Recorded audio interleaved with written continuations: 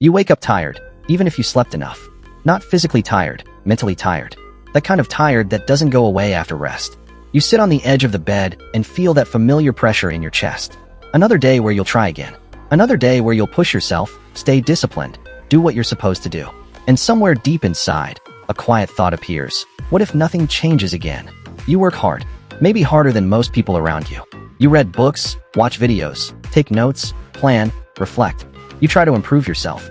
You try to be better, more focused, more productive, more responsible. But the results you expected, they never really arrive. Or they arrive so slowly that it feels almost cruel. And the worst part is not the lack of success. The worst part is the confusion. Because you're doing everything right. At least that's what you were told. So why does it feel like you're running in place while life keeps moving forward without you? This video is not here to hype you up. It's not here to shout, keep going, or never give up. Because sometimes the problem isn't that you want to quit. The problem is that you're continuing something that doesn't work. There is a painful truth most people never face. Trying harder is often the reason you stay stuck. Not because effort is bad, but because effort becomes a distraction, a shield, a way to avoid the real problem. Effort feels honorable. It makes you feel like a good person, a responsible person, a strong person. When you're exhausted, you can tell yourself, at least I'm doing my best. But effort without results slowly poisons your self-respect. Because deep down, you start questioning yourself. You start wondering if something is wrong with you. Here's what no one tells you. Your brain loves effort because effort postpones judgment. As long as you're trying, you don't have to face the outcome. You don't have to confront the possibility that your approach is wrong. Or worse, that your goal itself doesn't make sense anymore. Most people confuse suffering with progress. They believe that if something hurts, it must be valuable. That struggle automatically leads somewhere meaningful. But suffering without direction is just pain with a story attached to it. Think about how many years people spend saying, I'm almost there, almost successful, almost confident, almost free, almost happy. Years go by, and almost becomes a permanent state. The main mistake isn't laziness. It's not lack of discipline. It's not lack of intelligence. The main mistake is this. People focus on effort instead of effectiveness. They ask, how can I do more? Instead of asking, what actually works? Effectiveness requires brutal honesty. It requires looking at your actions and admitting that some of them are useless. Not because you're stupid, but because you were never taught how to evaluate reality instead of intention. You don't get rewarded for intentions. You get rewarded for impact. And here's where it gets uncomfortable. Many of the things you work hard on don't create impact. They create the feeling of progress without the substance of it. They keep you busy, distracted, and emotionally invested, but they don't change your position. Busy is addictive. Busy makes you feel important. Busy makes you feel needed. Busy helps you avoid silence. And in silence, questions appear. Big questions. Scary questions. Questions like, is this really the life I want? Or what if I'm chasing the wrong thing?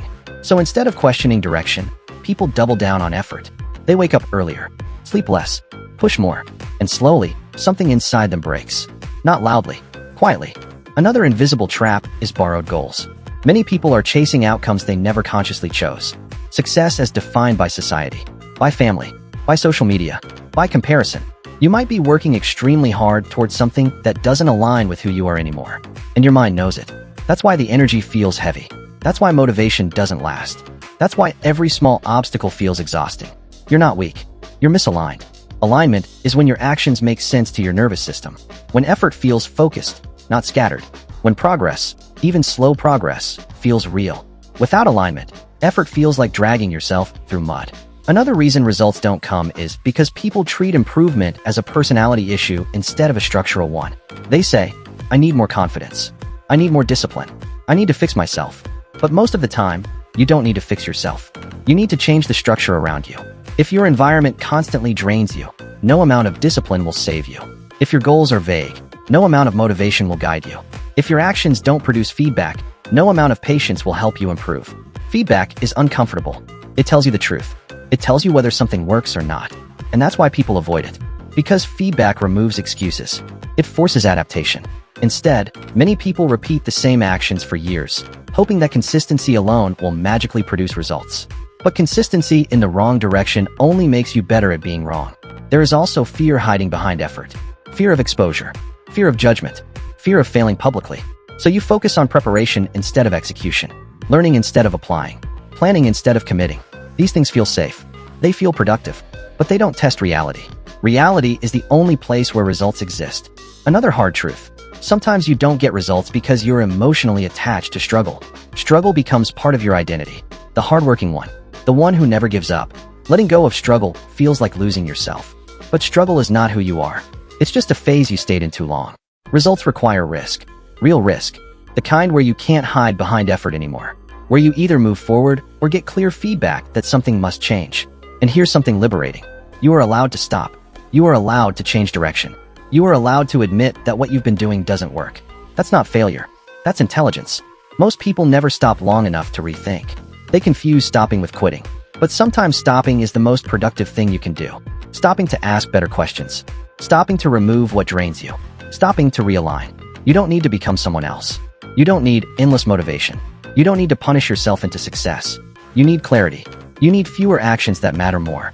You need to stop worshiping effort and start respecting reality. Results are not a reward for pain. Life doesn't measure how much you suffered. Results come when your actions make sense in the real world. So if you're trying and nothing changes, don't ask, "What's wrong with me?" Ask, "What am I doing that doesn't work anymore?" That question, asked honestly, can save you years. Because the moment you stop blindly pushing, look at the door, and choose the right direction, effort finally starts to matter.